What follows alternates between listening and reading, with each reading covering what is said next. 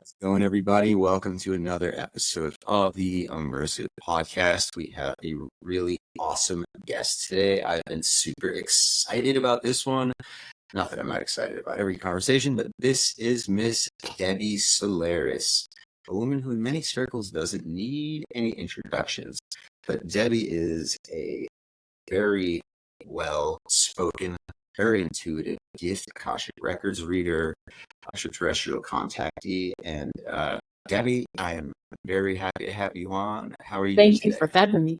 Thank you for having me on. It's been great connecting and working with you and Jane and everybody else that's kind of in our circles. And I know you're interviewing quite a few people from the Starseed, or that's going to be in the Starseed conference. So Absolutely. we can chat about that a little bit more later, but I'm happy to be here.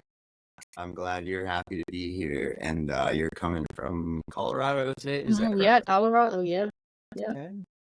I'm in Florida, everybody. If you've been watching this where I've been filming from, although I may be going on the road soon, but I'll still be filming. That's just for personal fun.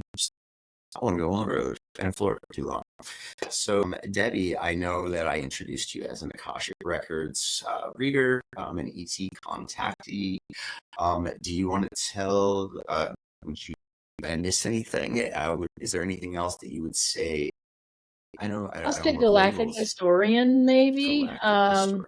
Yeah, that's usually how people know me, is especially if they attend, any of my presentations, especially at conferences and things like that. That's usually the topic I talk about. Oh, I do talk about Akashic Records too, but yes, I'll say that's the only other title. Maybe Starseed Intuitive, but titles are titles. It's not that important. Exactly. I like with that. Titles are titles, but I didn't want to skip over anything that you thought was important. Yeah. Why do you leave that out? Yeah, I don't know. It's I think it's one that was given to me. I mean, I never said to myself oh, I want to be a galactic historian. That's what I strive to be in life. It's just, I think it just kind of evolved into that. Never dressed up for career day as a galactic historian. Yeah, I don't know how you would dress up for something like that. How would you dress up for something like that? I mean, I guess you would. How you and I are dressed right now, I guess. Yeah, I guess. I don't know. Maybe I'll fly my little Starseed freak flag. I don't know. Wear some GFL clothing. Yeah, exactly. Yeah. We click on GFL. Shout out to them, by the way. It's a link in the bio. They sell clothing for light workers. Check out their website. Tell me a little bit more about the Starseed conference that's coming up in regards to what you're going to be doing. Oh, yeah, absolutely. I was really excited when Flo Karuna, who is the organizer, reached out to me, because a couple of years ago, I think I did his Arcturian conference. I did. It was on, it was during the COVID, when COVID was just, rampant, or the so-called COVID scandemic was rampant, because we all know it was pretty, pandemic. The Great Awakening really is what happened. I mean, that was. Yeah, I think it was a Great Awakening. Yeah, but I did a conference for him online, and it was good. I had a good time, and then I didn't hear anything from them. I thought, okay, I guess maybe they didn't like my presentation, or you always have those thoughts in your head. And then, of course, we're human. That form, in that sense, but he reached out to me and said, hey, we're going to do this Starseed conference, and initially it was supposed to be online only, but then they decided to do it in person. So I was like, oh, okay. I guess I'd have to fly to San Diego. That's really hard to take, fly to San Diego. I know, right? Sunny San Diego. Yeah, it's beautiful San Diego, but yeah, it's going to be actually on July 7th, so it's just a one-day deal.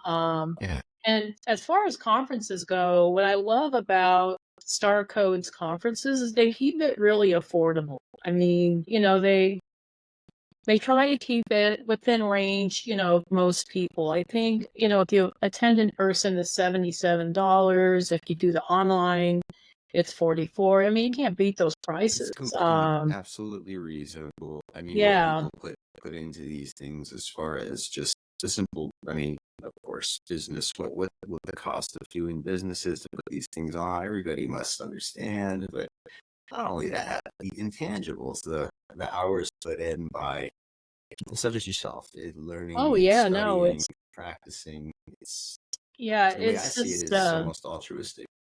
yeah, it's almost like they're giving it away for free. I mean, Yeah, it's like but at cost kind of thing. yeah, kind of I at cost. understand. But I mean, because I've attended, I've participated in conferences where it was, I would say quadruple that amount, to Yeah, just to attend one day, let alone, absolutely. the whole conference. But um, but to answer your question about what I'm going to speak about, I'm mainly going to talk about star origins, how to connect with your star origins, how to find out more about your star origins, because it is the Starseed Conference, Of so course, yeah, you want to yeah, stick with that so theme, and I I gotta think it's keep it cool. within the theme, so Yeah, right. You don't want to go yeah, there and talk about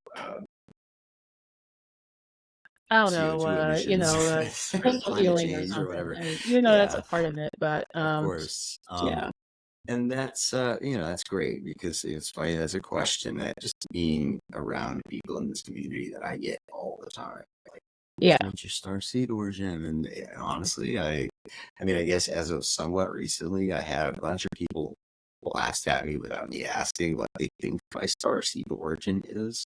yeah. That's not something I've ever looked into or had a kind of reading on or anything like Well, maybe that. later this session, our little show, we can do like a little mini Akashic reading for you. Yeah, maybe you'll get a little more reveal on that one. So, yeah, I did a little more deal on that. Um, yeah, it's a question I get a lot. Like, I mean, I get it every single Sure. day, because I have a YouTube channel and an Instagram channel, and I'm talking about star races and ETs, and people want to know, what their star origins are, and what's a star seed, what's a freaking star seed, But my interpretation of a star seed is that a star seed is somebody that has chosen to be born as an Earth human in this timeline. Soul actually originated from another star system or another reality or another dimension. So they are usually very ancient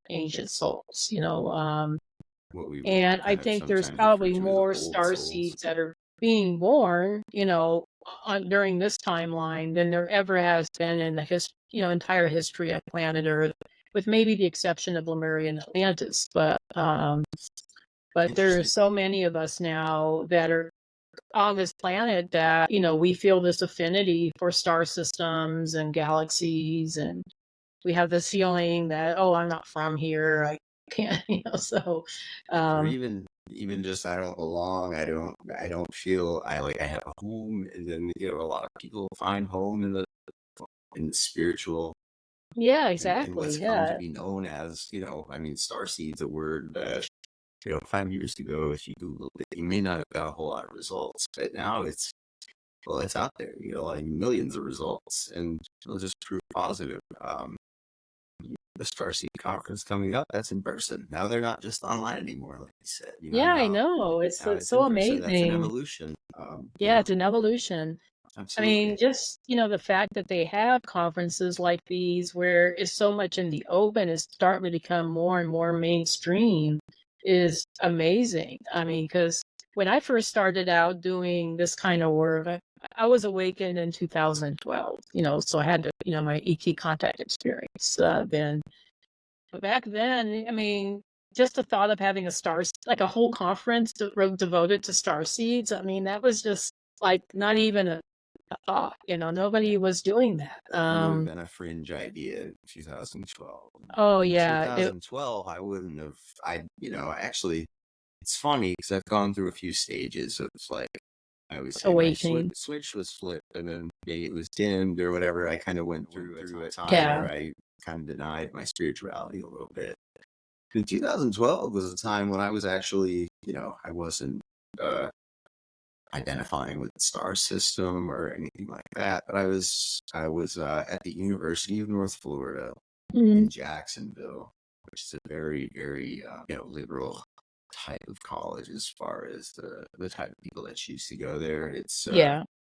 a lot of you're more likely to end up experimenting with plant medicine than running into like a keg party. Things Yeah, like that. gotcha. It's just kind Yeah. of that kind of school. Yeah, that kind of Um, school, yeah. but then I was playing music professionally. I was touring a lot. I was playing live a lot. I meditated a lot. I read a lot.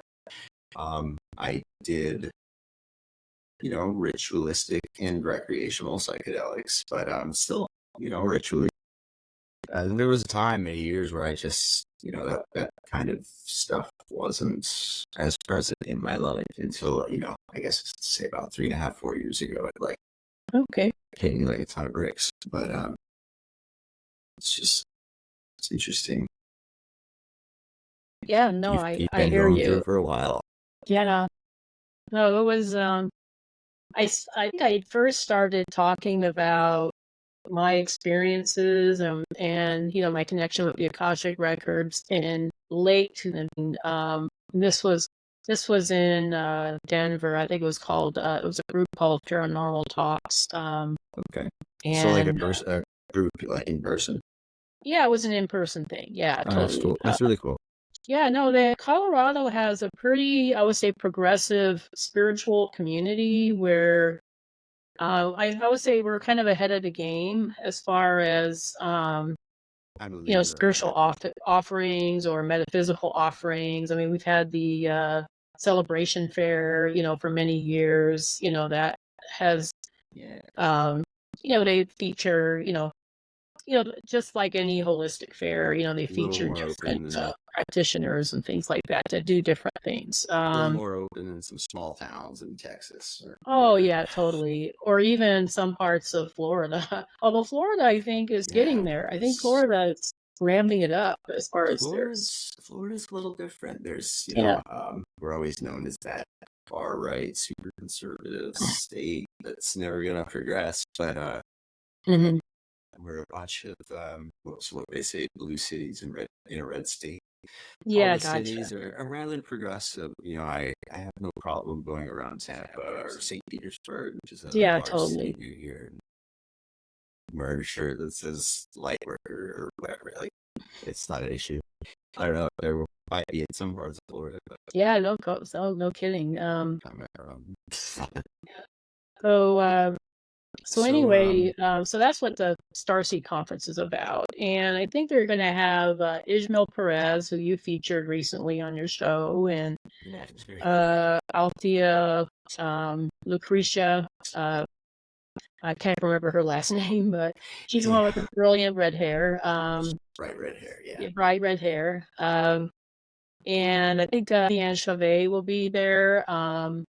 Viviane is she's actually an Arcturian hybrid, so she's not even a starseed. She's a hybrid. So Hybrid. yeah, so she is what I would consider to be like a true Arcturian ambassador. Yeah, absolutely. I mean, there's contact, and then there's people that are actually being a from part of. somewhere else, Yeah, So, of course. so and many other great speakers. I can't even think on the top of my head right now. I should Yeah, know it's this a big better. circle of a flyer. I should know off the top of my head too. A Yeah, few of them I have come just I don't on know. and promoted, but I will put a link in the bio and Yeah, everything. yeah. If people are in the San Diego area, they should definitely stop by. And Absolutely. and I think it's if you'll share the link, so they'll get all the info on where it's located, where to sign up, and all 100%. that. And then I'm going to be at Disclosure Fest the end of June, so that's June 21st through the 23rd. And that's at I hope I'm pronouncing it out. Castatic Lake or Castatic Lake in the LA area. Okay. So also And in the Southern California area. it's also in Southern California, and that's like a festival environment. So it's not like a conference where you're at a Right. hotel and you're going to different rooms. This has tents and it's A at a little more lake. of a party kind of Party not party, party a little more scene, of a yeah, party more vibe, like yeah. music and but I'll be speaking in the Stairways to the Stars tent. So That'd be great. So that'll be on Sunday, the 23rd, Awesome. at noon. So if people are wanting to do something fun for the weekend, that would be something to check out. And then I'm going to be participating in a spiritual retreat. That's more on your end of the country, maybe not, maybe more the north end, but Connecticut, Madison, Connecticut. So, Okay. so I'm Connecticut. kind of doing a cross country deal here. So yeah, this summer, on tour. I love it. Yeah, no, it feels like that. Yeah, it's good. But it's called the Stargates Crusaders. Oh wow. Yeah, it's kind of a cool concept. We're gonna be at a big beach house that used to be owned by Merv Griffin. I think that's like amazing. That's cool. Yeah. That's kind of cool, right? And it's a beautiful kind of like very East Coast coastal kind of environment, and we're gonna be connecting with the Atlantis gateways. So, yeah, so it's gonna be kind of cool. And So I'm going to be teaching people kind of a mini course on how to connect with their star origins and how to do an Akashic reading. Because it's just going to be like 30 people at this thing, it'll be more immersive. So people on the East Coast can also partake if they want to come into a really fun event and hang out with them. Things tend to go. They kind of tend to spread. They start west and spread east, I think. Yeah, I think so. Yeah, we definitely have more like these types of deals on the West Coast or in the Western areas, but naturally, I do think the East Coast is catching up. Because there's a New Life Expo in New York City. They've been around for a while, and there's other events that are occurring on the East Coast. There's quite a few in your state. Just because of the Space Coast and, the taking that role of NASA's presence here. Exactly, yeah. Ishmael has an event, the Quantum Summit, and it's coming up actually really a couple of days in that area. So, nice to see any kind of growth like that. It's yeah, absolutely. Awesome. That's what I'm trying to do is just do my part. If I'm not channeling or I'm not running any mass meditations or healings or anything like that right now, but to be able to have conversations with people such as yourself and give you yet another platform and place to have a conversation and promote those ideas is a great thing. Yeah, no, it's great. I appreciate your time and your interest in my work. Southern California folks, the links for those events, Debbie's got a few coming up. Those will be in the bio for sure, just to remind y'all of that. And that link will also be in the bio this week. Debbie, I saw you did a live on Instagram yesterday with Carrie K from Carrie K. Yeah. Actually, that was really interesting to me. And it kind of got me down like some rabbit holes. Yeah. And, I guess now I've got some kind of questions that are a little more, starseed. Or galactic, yeah. Yeah. So Carrie and I go way back. We met at a on a group called Meet Earth's Cosmic Neighbors, or MECN for short. This was back in 2017 on Facebook, and we both, I guess, became admins for the group. I don't know. There was like a team of 10 admins, I think, and both she and I were admins, and she was kind of starting to do her thing, and I was at the time just trying to get the heck out of the 3D work world. I was also practicing my, Akashic reading practice at the time, so people were starting to get to know me from that. One foot in one world, one foot kind of in the other. So, a little bit. So exactly. Yeah. Yeah.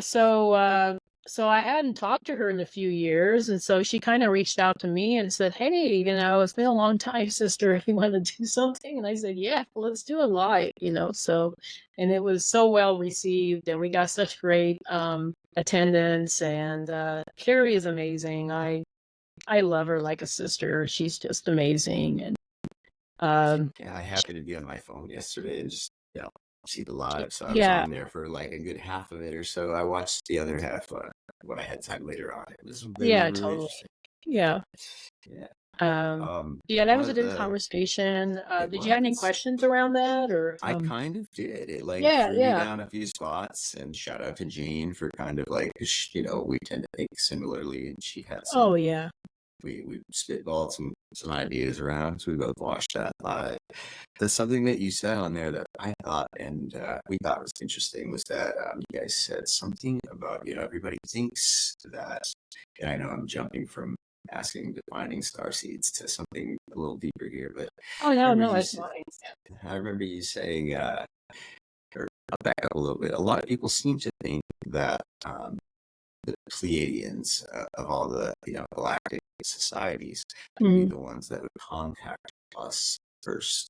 And I heard that you guys mentioned that actually that was not likely. That's not Not the likely. case. We're not ready for Pleiadians. And you mentioned something about Alpha Centaurians, which Alpha Centauri. Yeah, that's the download I keep getting is Alpha Centauri. I thought was interesting. Yeah, and not a lot of people know about Alpha or Beta Centauri, but they're not Beta Centauri mentioned is a little very often. further out, but Alpha Centauri is actually located. Probably is our closest neighbor. I I mean, think it's our closest star yeah, neighbor it to is the our closest sun, star isn't it? system. It's only 3.7 light years. So yeah, that's pretty close. Closer than Andromeda, It's yeah, been etc. Andromeda was like I don't know 2000, 25? like That's a 2000. lot, yeah. So when you think about light years, I mean that's far away. That's not just miles. That's far away. It's So, uncountable distances, yeah, I yes, know absolutely. it's far away. And that's just within our galaxy. It's not even talking about other galaxies or other universes. But yeah, Alpha Centauri has had a civilization for quite a while, and they're kind of like ahead of us as far as their spiritual and technological development, but they're not so far ahead of us that it's like, I mean, we can't Like even, we can't even like the communicate. Pleiadians. Yeah, like the Pleiadians or like the Andromedans, especially. Okay.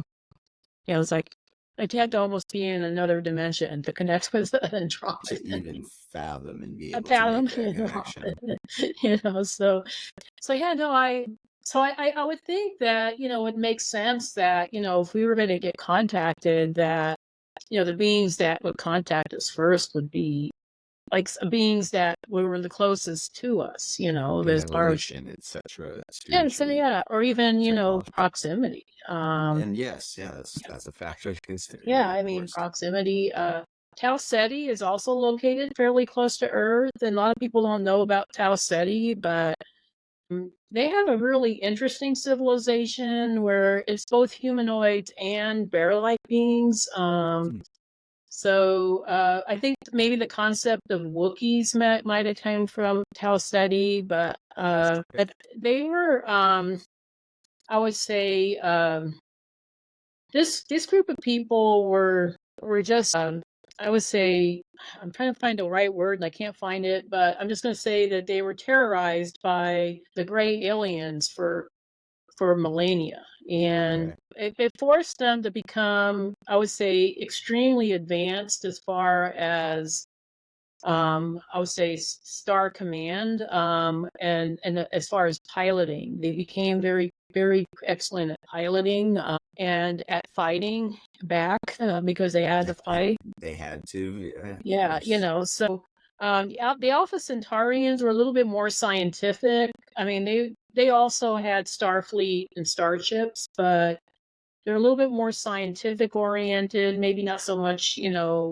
warrior cast oriented, but a lot of times when Alpha Centaurians incarnate on planet Earth, like if you're an Alpha Centaurian starseed, and I have done readings for some people that fall in that Oh, category, a lot of interesting. times they struggle with their spirituality because they're very technically oriented people, so Logic and they, reason kind of rules over spirituality. yeah, Is yeah, that fair to say? exactly. So it's almost like they don't want to connect with their spirituality, or it's very, very strange. because they're not like that on Alpha Centauri. On Alpha Centauri, they're highly spiritual, but for some reason on planet Earth, if they choose to incarnate as a starseed, then sometimes it takes them a while to connect to that, that divine aspects of themselves. Interesting. Chalcedians, I think also, if they're incarnating as starseeds, it might take them a little longer to connect with their star system because the information just isn't out there. You don't hardly ever see any information on that system. There's ones you hear more about than others. Oh Absolutely. yeah, I mean everybody knows about Pleiadians. Everybody knows about Arcturians, Asterians. We learn about it in schools, like proximity to the galaxy and things like that. Oh yeah, totally.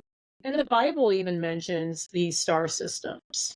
A lot of people don't know this. The Bible mentions the Pleiades. The Bible mentions Arcturus. I mean, it's kind of mind-blowing, but it kind of makes me wonder. Out of the Bible. Exactly. That's what I was about. You read my mind. I was just about to say that. That there was so much that was taken out of the Bible that was probably more the truth. The truth can be dangerous. Especially when the truth empowers people, and you're a civilization that wants to keep people under control. Well, I think we want to ascend, and I think it's about time. I believe in a critical mass of sorts. Oh yeah, totally. I don't know if that's metaphorical or if it's like literal, but I've heard plenty of people speak on critical mass as far as we need 1% of the population, or we need 10% of the population. I've heard all sorts of different things and different scenarios, even like they all need to be awakened, they all need to be enlightened, contacted, meditating at once. I've heard all sorts of different theories, but I kind of do think there's some merit in like a critical mass. Oh yeah, no, I think there has to be a certain amount of people that awaken. I know the Law of One talks about 51%, which to me seems like a lot. I mean, it's a lot of people, and there's a lot right now that aren't awakened. So just even within our own circles, So. Right? Yeah, those who might, I mean, of course, the seeds that they're planted, they still need a little bit of watering. I mean, everybody's on their own path. It's ascension is an overnight thing.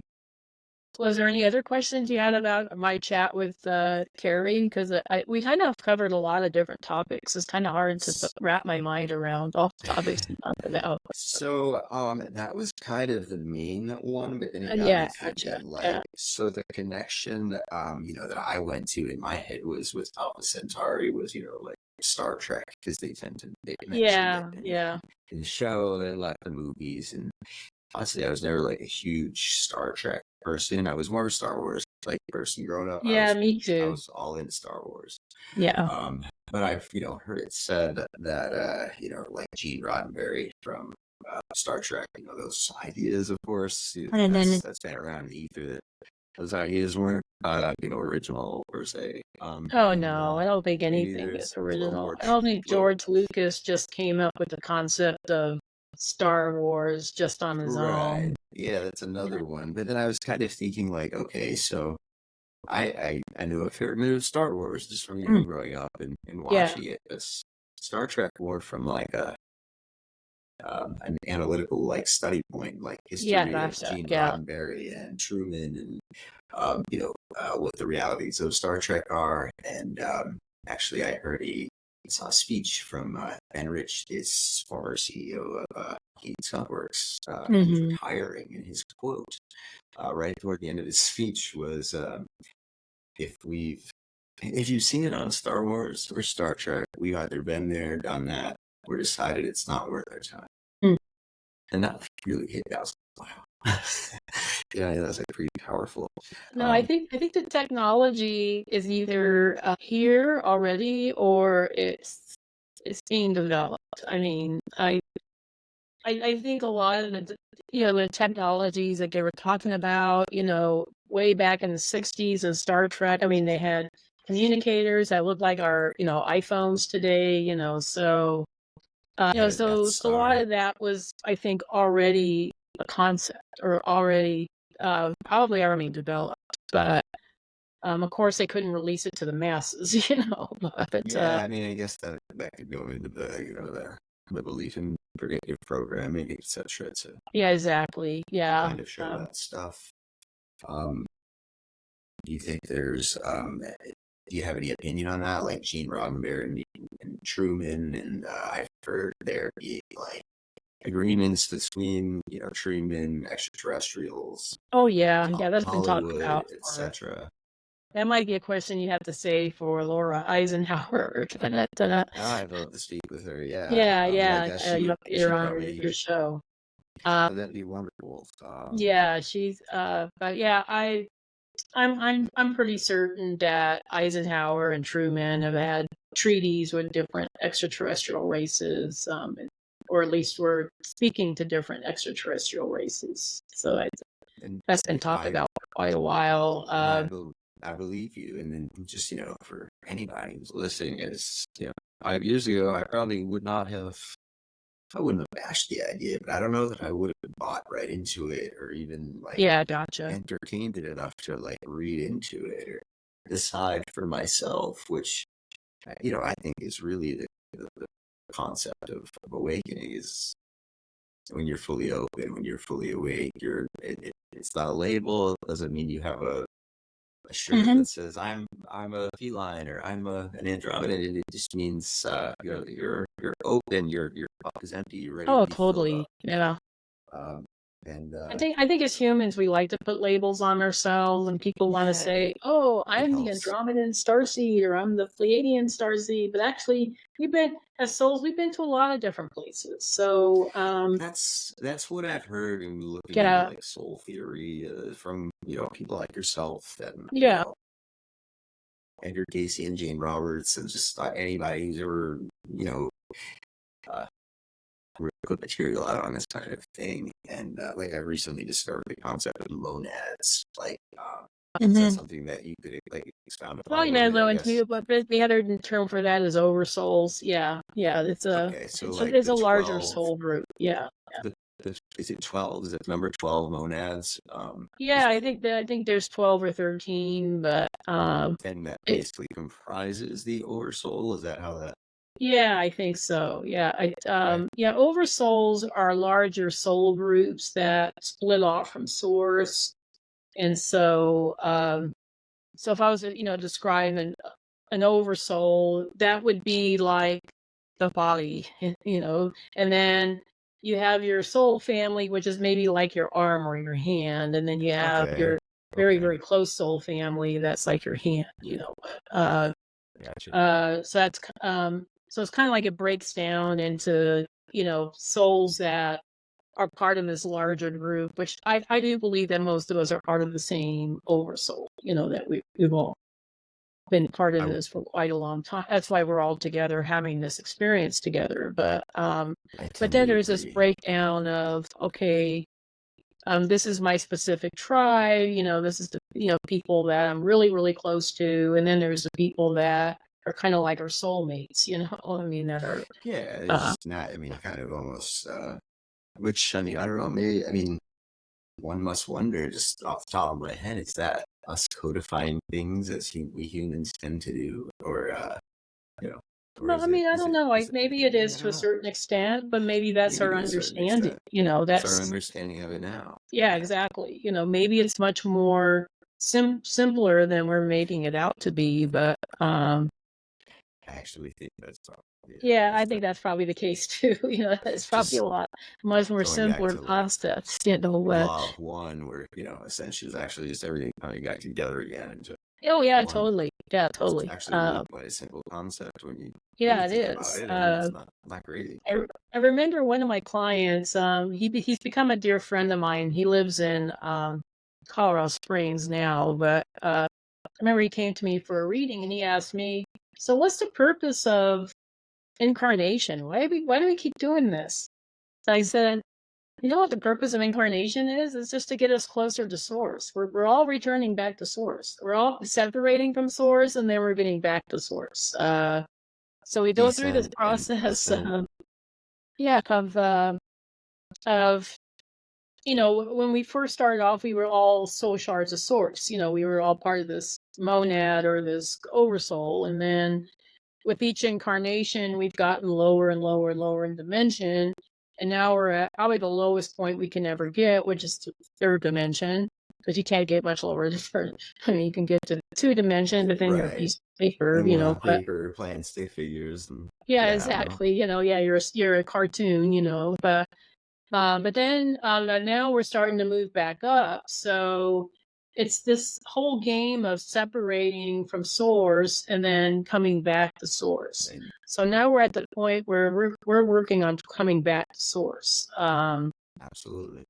And so we're more than likely, I would say, once Earth ascends, which I do believe is going to happen in this lifetime. I think it's happening as we speak, actually. But once that happens, then we're going to be seeing a lot of souls starting to exit their Earth contracts. And what I mean by that is a lot of us, our contracts with Earth will be finished, because that's what we came here to do, was to get Earth to this ascension point. And then we're going to be returning, maybe not directly to Andromeda, but we might be having incarnations maybe in Sirius or some other star system. But, that's what was a theme I kept seeing in the Akashic Records. I did in the last, I would say, 10 years, I've done thousands of Akashic readings for, all demographics, all people around the world. And I kept seeing common themes, like a lot of us are closing out our Earth contract after this life. So that's really interesting. After this, so not like an early termination type of thing. Oh, no. We're gonna have a full life, but I think some people wish it was an early termination.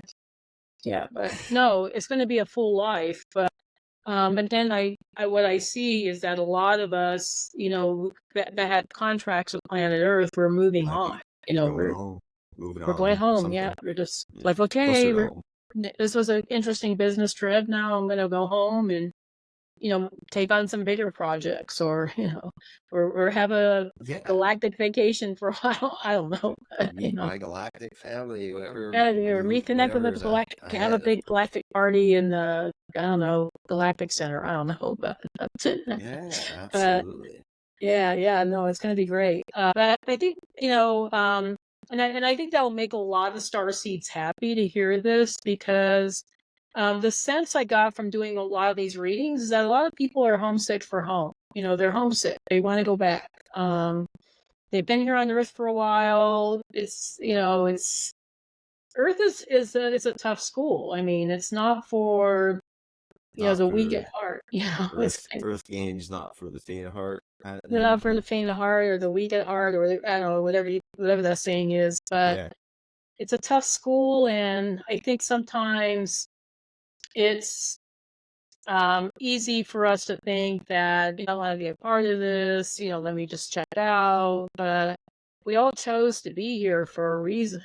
So that's important for me. That's important to remember. I mean, it doesn't always offer like a cushy comforter of solace, but just even reminding. No, we chose those experiences with this was a choice. This has value.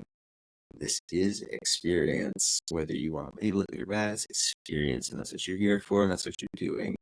And if I mean, we all get feelings and gut feelings or signs or whatever we are, stage we're at, what we refer to them as. I think we're probably better than we give ourselves credit for at least seeing the signs and noticing the signs. Now, whether we follow them or not, that's kind of, like I said, in the air.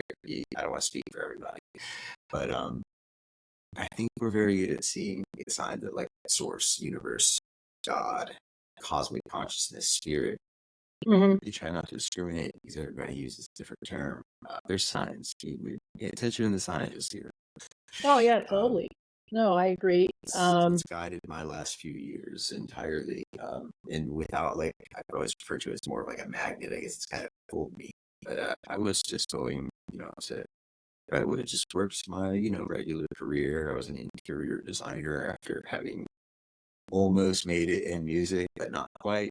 So still, I ended up kind of doing a good thing. I liked it. It was still artistic. It was profitable. I designed kitchens, and I literally It sounds just like a had fun like job, this. actually. I do a lot of interior design, by the way. Yeah, So, I didn't like hate the work in and of itself.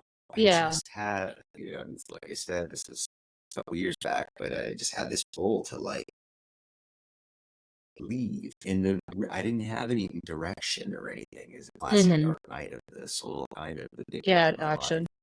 But it was just a pull towards all, and I only knew a few things. Like you need to really like seek your capital S self. You need to get back to yourself.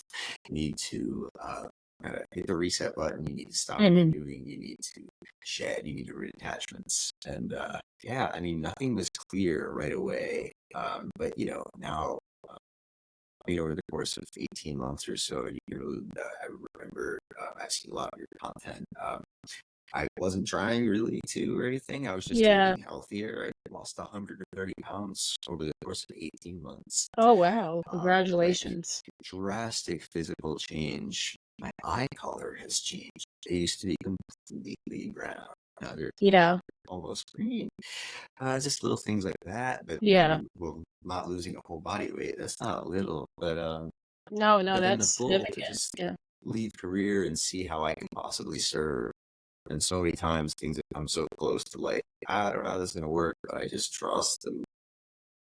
Okay. I mean, as far as me getting by and everything, and now I'm really happy to be here speaking with Debbie Solaris about her opinion on the Akashic Records, and it's just an amazing Oh, ride. thank It's you. it's quite a No, great thing. So I'm happy that you found a path that is meaningful, and I think we're all truth tellers. We're all, here to, I would say, help to expand consciousness. And that's exactly what you and Jane are doing. You're both expanding consciousness. You're, sharing information. And, I guess the platforms that we currently have, which is, unfortunately social media. social media, the tools we could use for good or bad. I mean, These people are bad, but AI can be the star net of was it Skynet in of the Terminator, or I guess people can use it to help to help better this create planet.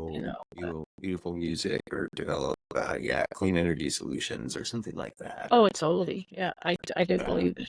That's part of the critical mass thing, I believe. I think if we get to a place of collective consciousness, Mhm.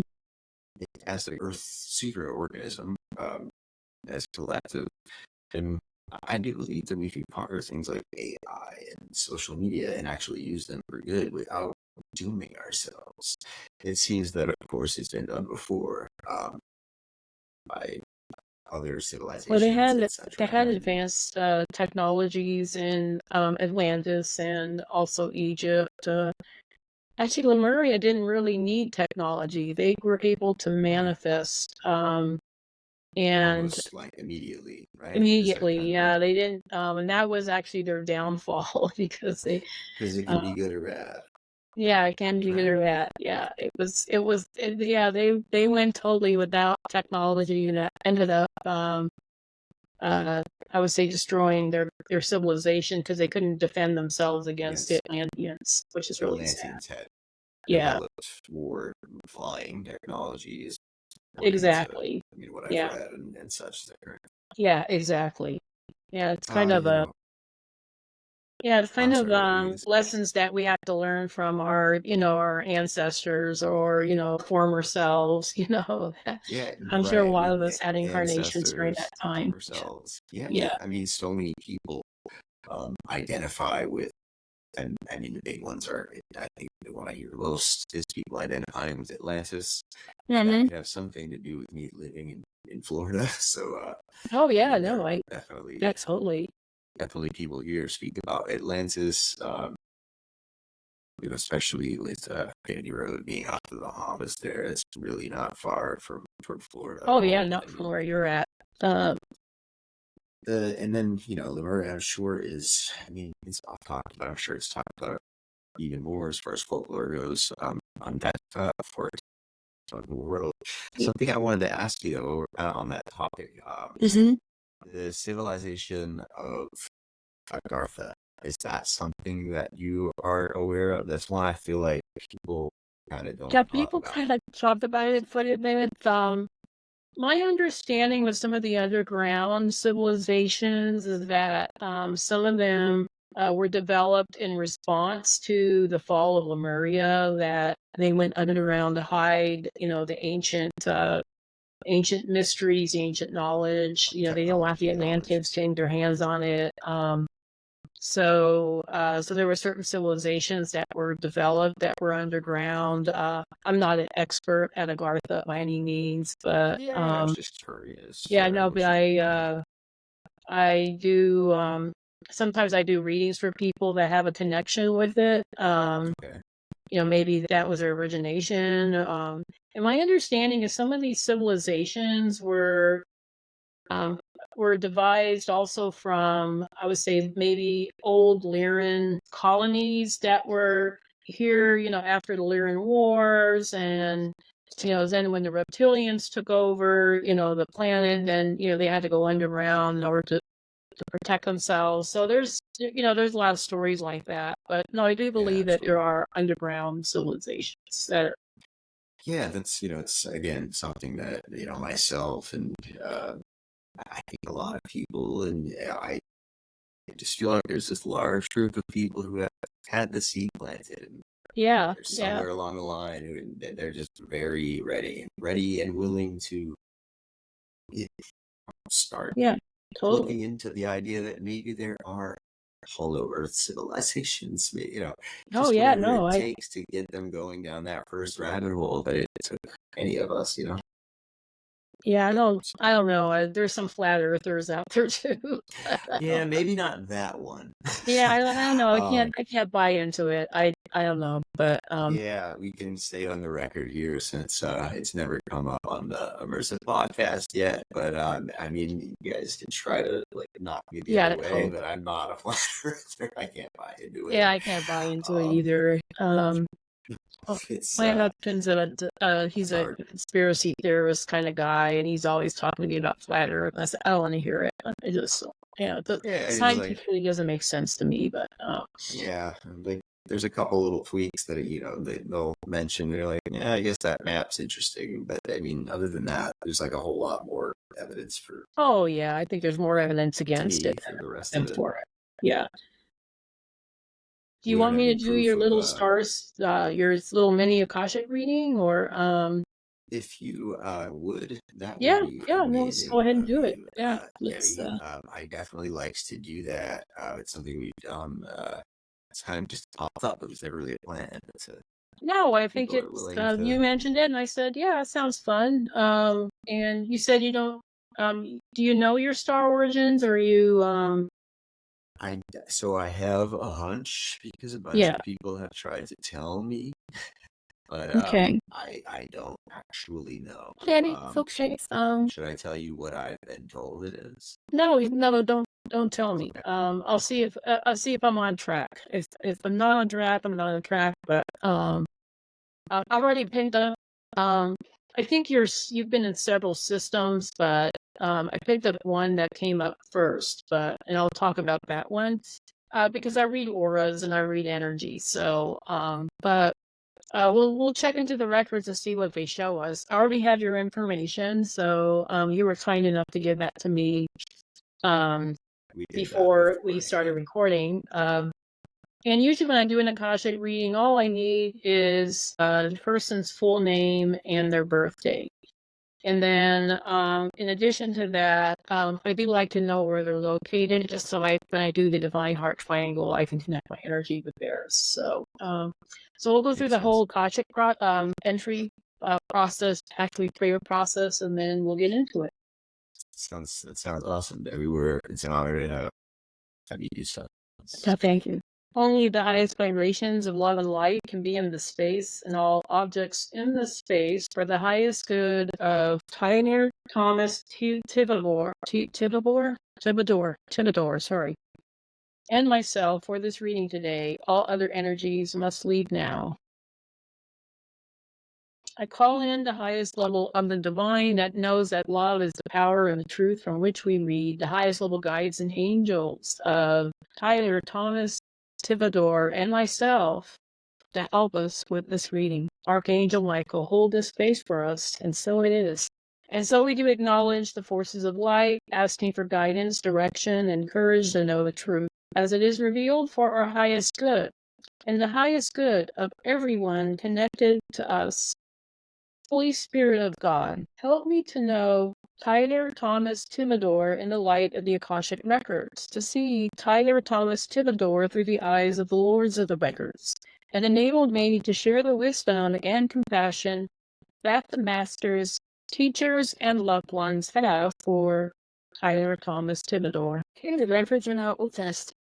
So what I was picking up while we were talking, and then I think the records just confirmed it for me, is that I don't know if your origination is a Pleiades, but I picked up quite a few Pleiadian lifetimes, particularly Alcyon and Maya. Okay, so and that's probably why you're so connected with Jane, because I know Jane has a lot of she's got other things in her too, but she's very connected to the Pleiades. And when you look at Jane, she looks like a Pleiadian princess. I mean, she just, has that. She has that beauty, and Pleiadian immersion pods and things like yeah, that. exactly. Yeah. So, and so I think with you, I do see some Syrian lifetimes. I do think initially you did some technical work in Sirius, but you were not real happy with the technical work. You're more of a creative soul. It's funny that you say Yeah, that. you're very creative. And I would say that's more indicative of somebody that has a kind of a Pleiadian signature. The systems that you were connected with, Alcyon, Alcyon was known for music. Really? Yeah, they used to have big music festivals there. I always kind of joke about the Alcyon music festivals. Sounds awesome. Yeah, no, like I must have some soul memories about it, because I always remember the music festivals whenever I think of Alcyon. But but a lot of folks that or a lot of Pleiadian starseeds that are connected with Halcyon actually have a big interest in music, usually. All the time, but usually it's music. And Pleiadians in general, you're going to find this little twist really interesting. Pleiadians love harmonious environments. They're all about balance. Yeah. And so it's interesting to use to work as an interior designer, because that would be sort of I would say the premier Pleiadian career would be like as a designer of some sort, because they love to be creative, and they love music, they love to be creative, they love to make environments harmonious, and that's what interior designers do. It's kind of a whole science in itself, actually. But it's a big picture kind of thing, and making sure everything works together in not just practical ways, but in visually, aesthetically pleasing ways and functional ways, and just I don't know, just Oh yeah, it's totally. Interesting what you said about like technical abilities and things like that too. Because I haven't told you that, but I'm like I was like a really handy person. Like, oh no, I think you're very technically adept. It's not your great love, though. It's not. I don't like love doing it. It's just no, it's like it's like you'll do it if you have to, but yeah, absolutely. Yeah, it's not your great love, and I think you're also somebody that I think you're extremely empathic. So you probably are the type of person that picks up on other people's feelings right away. You maybe sometimes to your detriment, because you want to fix that person or help them, so Absolutely. Or, yeah. a lot of times people are, they're reflecting upon themselves, or Oh, yeah, I may totally. lash out and just be reflecting upon my own self. And, Yeah, I totally. should, by now I feel like I should know that and not respond in that Yeah, way. But, absolutely, it's, nothing's perfect. yeah.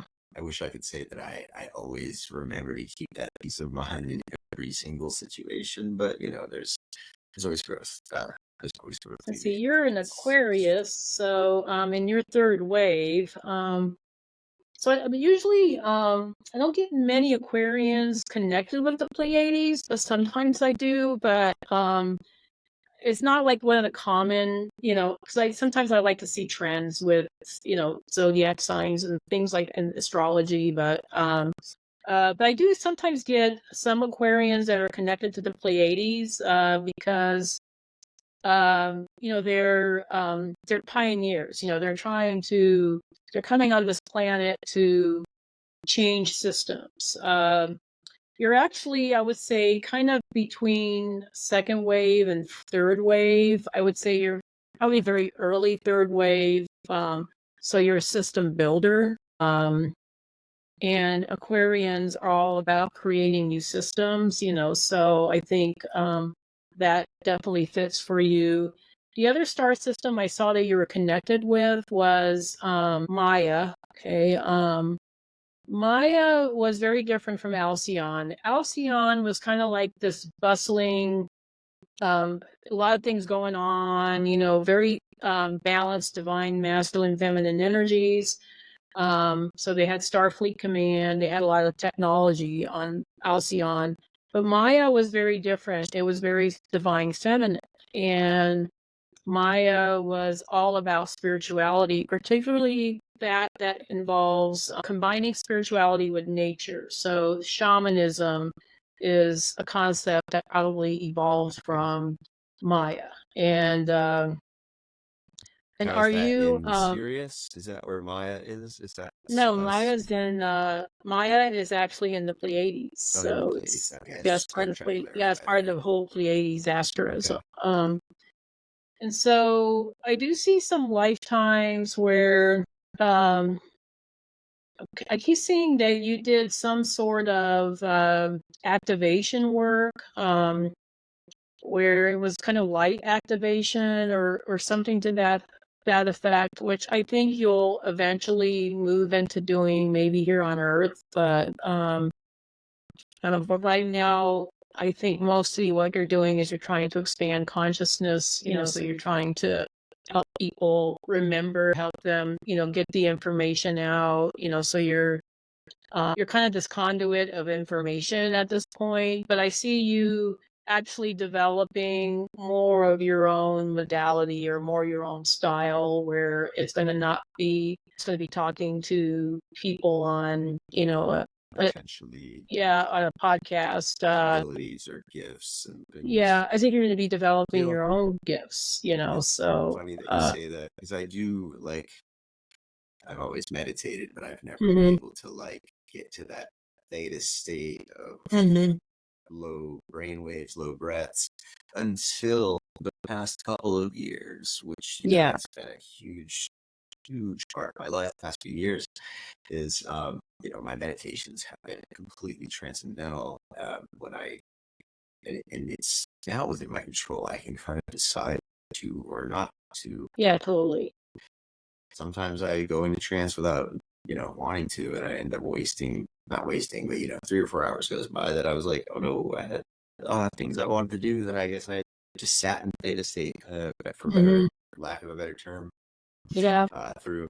But yeah, I mean, that's something that did not happen to me before. And now I sit for, a 15 or 20-minute meditation. Mhm. It's not uncommon to stay there for 3 hours, and Oh, really? Wow. it's Oh. kind of, I mean, it's very much, I mean, so I know that I'm very anecdotally and personally certain that there's some sort of endogenous, DMT releases. Oh, I yeah. have Oh, yeah, totally. Yeah. experience Yeah. I've experienced that in Oh, its yeah. true form and in the ayahuasca ceremonies with shaman and stuff. Yeah, I gotcha. So I have at least familiarity with that feeling. And yeah, now a 3-hour trance state feels not quite as intense, of course, but it's very similar to, a place that I can't really describe, I'm very happy to be. And it's just, wow, holy wow. When it's over, then it just kind of goes away. It's very hard to describe.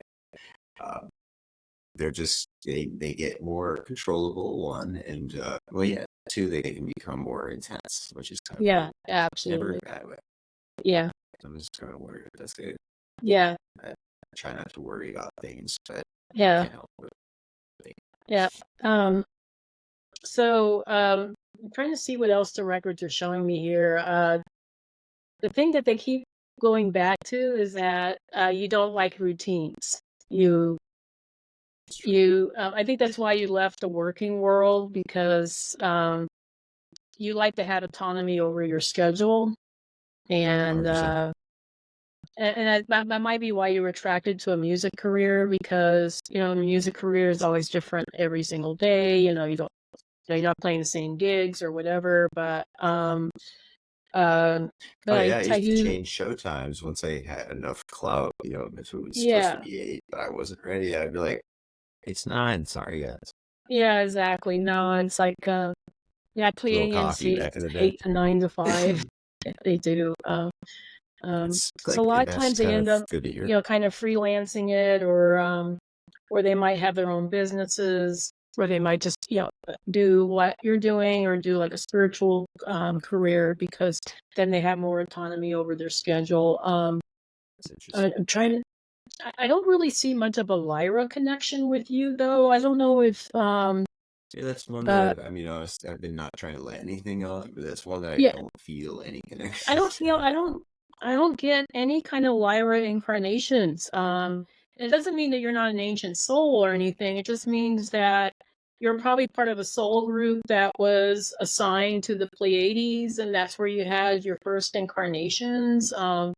I think the Syrian, I don't even know if your Syrian connections were actually an incarnation in Sirius, or maybe you were there helping the Syrians with something. It's kind of hard to tell, but Unclear. the only other star system that is coming up for me right now, and we probably need to wrap it up, because at some point you probably need to end your show. But your time is valuable. I'm happy that you've given so much of it. I'm trying to get in as much information as I can, but I do see Apollonia. And Apollonia is an interesting little star system that is not part of the Pleiades, but it is part of the Taurus constellation. Interesting. And you're actually not going to find a star system or anything that's called Apollonia, like on a star map, but you gotta stop dealing with it. Yeah, it's just something I saw in the records, and I know Joe Amadin talks about Apollonia, and other people talked about it. But interesting. It was kind of, I'm not even sure if it's a planet or a other reality, but it's a civilization where people went to incarnate, to really develop their creative abilities. So if you were an artist, that's what you did in Apollonia. A lab for creativity, so to speak. Yeah, kind of like that. It's funny, that's something I've kind of had like visions of, like that. Yeah. Almost like where there's nothing besides just nature and you're just hanging out, and doing your and magic and just creativity. And that's what Apollonia was like. They didn't really have any government or any structure to their civilization. It was more like kind of a free flow, like, hey, I'm just going to express myself today, but very, very free love, free love, kind of like the hippie, the hippies, the hippie movement. Hippie movement in the 1960s. But so and interestingly enough, the Apollonians used to love to express themselves with fashion and clothes, so some people, not saying this is you, but some people that have had incarnations might dress up in colorful clothes, or or more elaborate clothing because they want to try to express themselves. Occasionally. Yeah. Crazy Yeah. occasionally. Sometimes, yeah, for Halloween or whatever, it's not Depends on but the mood, yeah. So anyway, that's what I'm getting. I'm going to go ahead That was and really actually very in depth, Debbie. So oh, thank thank you you. Thank so you. much for that. And just to clarify, No, everybody yeah, who's can you imagine what people get in a 75-minute in reading? like a long session like that, I was blown away. Yeah. That's a lot of and a lot of it very spot on. Oh, I mean, as thank you. far Thank as you. just my general personality and my general way and the way I lead. But just real Yeah, quick for definitely. everybody. The other thing I saw too is this kind of that turquoisey auric field, which is usually indicative of Pleiadian connections. So next time you're at the metaphysical fair, just get an aura picture done and see what colors pop up. See if it's turquoise. Hopefully it is. Yeah, stay on that track. Yeah. You have a very creative soul. So I'm going to do a little closing prayer, and then we'll wrap it up. That So sounds you always know that sounds great to me. Absolutely. Yeah. I would like to thank the masters, teachers, and loved ones for their love and compassion. I would like to thank the Lord through the Akashic Records for their point of view. I would like to thank the Holy Spirit of Light for all knowledge and healing. The records are not closed, amen. The life groups are not closed, amen. The records are not closed, amen. Your energy goes with you, my energy stays with me. Thank you, Tyler, and I hope that reading was insightful on some level. So it was very insightful. But yeah, you said a mini reading, and that was great. That was thank you. Honestly more than I expected. Thank you. Debbie just read, for anybody who didn't hear it, Debbie just did a small Akashic Records reading on me. The Akashic Records, if I'm not mistaken, are basically the universal records of everything that's ever happened and everything. For anything, for everything, yeah. Everything, yes. So, Debbie, Solaris, it's been great to have you. It's been great to be here. Thank you so much. I feel like with you and Jane, like you and the three of us have done this work before. Another system, a couple Instagram lives and things, maybe know. on the Pleiades. Yeah, the Pleiadian version anyway. Pleiadian version of something like that. Yeah. But anyway, many blessings to you, and many blessings to your listeners and your followers, and you and yours as well. And any of the events that we mentioned, any of the links to her websites and things like that, that'll all be in the bio of this. This will be up on YouTube for video and Spotify for audio. You'll have all the information in the bio. And I'm your host, Tyler, of the Immersive Podcast. Another great guest I'm honored to speak with. Debbie, would you like to sign off with anything? No, just that we're moving closer and closer to becoming part of the greater galactic family, and that's our mission, So many blessings to all of you. Take care. Perfect. So perfect. Debbie, very, very sweet to talk to you. Thank you. Have a great rest of your day. Thank you.